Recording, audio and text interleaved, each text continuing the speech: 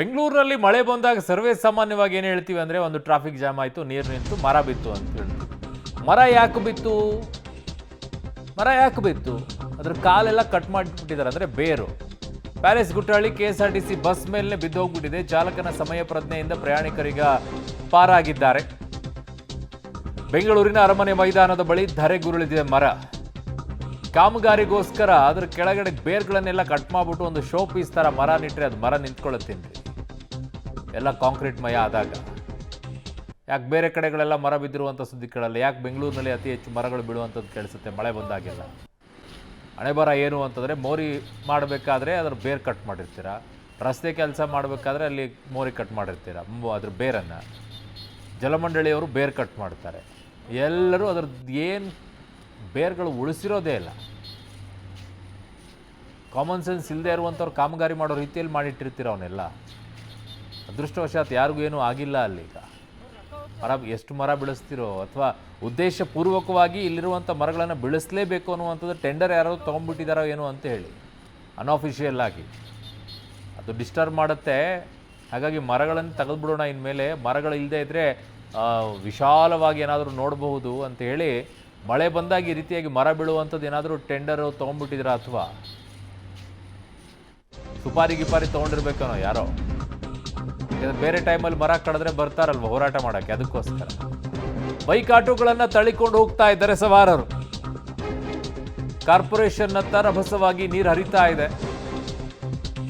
ಈಗ ತಳ್ಕೊಂಡು ಹೋಗ್ತಾ ಇದ್ದಾರೆ. KR ಮಾರ್ಕೆಟ್ ರಸ್ತೆಯಲ್ಲಿ ನೀರು ನಿಂತು ಹೋಗ್ಬಿಟ್ಟಿದೆ. ಅಲ್ಲಿ KR ಮಾರ್ಕೆಟ್ ರಸ್ತೆಯಲ್ಲಿ ಬೈಕ್ ಆಟೋಗಳನ್ನು ಜನ ತಳ್ಕೊಂಡು ಹೋಗ್ತಾ ಇದ್ದಾರೆ ಸವಾರರೆಲ್ಲ. ಅಲ್ಲಿ ಕಾರ್ಪೊರೇಷನ್ನತ್ತ ರಭಸವಾಗಿ ನೀರು ಹರಿತಾ ಇರುವಂಥ ಪರಿಣಾಮವಾಗಿ ದೃಶ್ಯಗಳ ಸಮೇತವಾಗಿ ನಿಮಗೆ ತೋರಿಸ್ತೀವಿ ಹೇಗಾಗ್ತಾ ಇದೆ KR ಮಾರ್ಕೆಟ್ ರಸ್ತೆಯಲ್ಲಿ ಅಂತ ಹೇಳಿ, ಯಾವ ಪರಿಸ್ಥಿತಿ ಆಗ್ತಾ ಇದೆ ಅಂತ ಹೇಳಿ.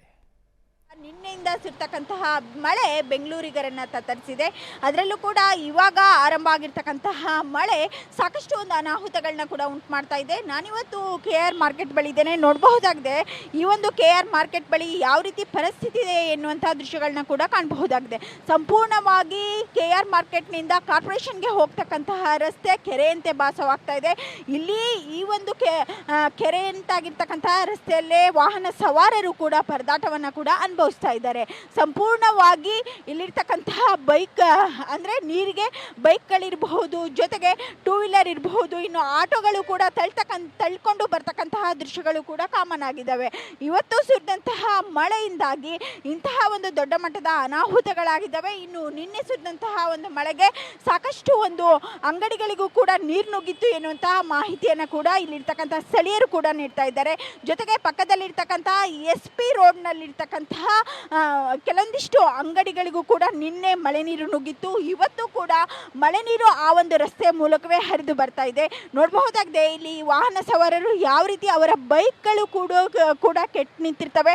ಈ ನಿಟ್ಟಿನಲ್ಲಿ ಬೈಕ್ಗಳನ್ನ ಕೂಡ ತಳ್ಕೊಂಡು ಹೋಗುವಂತಹ ದೃಶ್ಯಗಳು ಕೂಡ ಕಾಮನ್ ಆಗಿದ್ದಾವೆ. ಜೊತೆಗೆ ಇಲ್ಲಿರ್ತಕ್ಕಂಥ ವ್ಯಾಪಾರಿಗಳು ಕೂಡ ಸಾಕಷ್ಟು ಒಂದು ತೊಂದರೆಯನ್ನು ಕೂಡ ಅನುಭವಿಸ್ತಾ ಇದ್ದಾರೆ. ಸುಮಾರು ಅರ್ಧ ಅಡಿಗೂ ಹೆಚ್ಚು ಒಂದು ಮಳೆ ನೀರು ನಿಂತಿರ್ತಕ್ಕಂತಹ ದೃಶ್ಯಗಳನ್ನ ಕೂಡ ಕಾಣಬಹುದಾಗಿದೆ.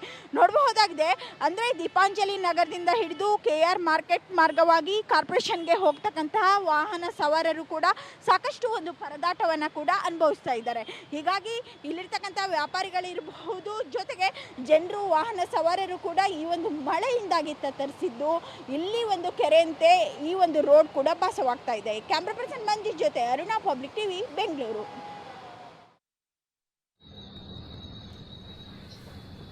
ಬೆಂಗಳೂರಲ್ಲಿ ಸರ್ವೇ ಸಾಮಾನ್ಯ ಅನ್ನೋ ರೀತಿಯಲ್ಲಿ ಆಗೋಗ್ಬಿಟ್ಟಿದೆ. ಮಳೆ ಬಂದಾಗ ಈಗ ನೀರು ನಿಲ್ತಾ ಅದು ಬೆಂಗಳೂರೇ ನೋಡ್ರಿ ಅಂಥೇಳಿ ಇಂಥ ಫೋಟೋ ನೋಡಿದ ತಕ್ಷಣ ಸಾಕು ಬೆಂಗಳೂರೇ, ಇದು ಮೋಸ್ಟ್ಲಿ ಬೆಂಗಳೂರೇ ಅಂತ ಅನಿಸ್ಬಿಡುತ್ತೆ. ಯಾಕೆ ಈ ಪರಿಸ್ಥಿತಿ ನಿರ್ಮಾಣ ಆಗ್ತಾ ಇದೆ? ಒಬ್ಬರಾದರೂ ಯೋಚನೆ ಮಾಡ್ತಾ ಇದ್ದೀರಾ ಎಷ್ಟು ವರ್ಷಗಳಿಂದ ಈ ಪರಿಸ್ಥಿತಿ ಆಗ್ತಾ ಇದೆ ಅಂಥೇಳಿ?